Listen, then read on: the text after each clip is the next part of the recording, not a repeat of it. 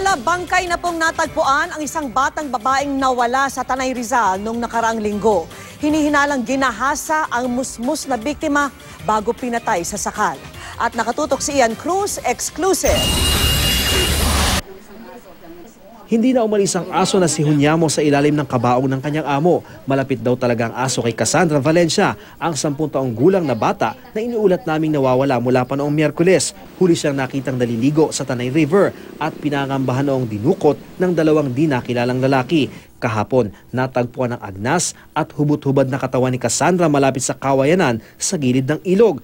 Halos 300 metro kung saan siya huling nakitang naligo.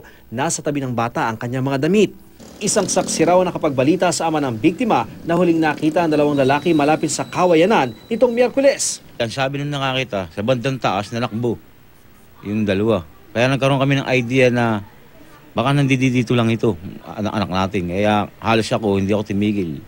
Mula nung mawala hanggang sa makita.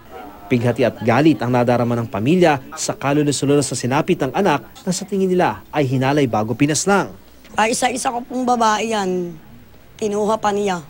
Sana naman po binuhay na lang niya sana po, sumuko na lang po siya. Sobra po talaga sakit sa amin yun. Pero hindi pa lumalabas ang autopsy result na magsasabi kung nahalay nga ang bata. Ang cause of death asphyxia by neck compression. So ang malinaw, mayroong sumakal sa bata.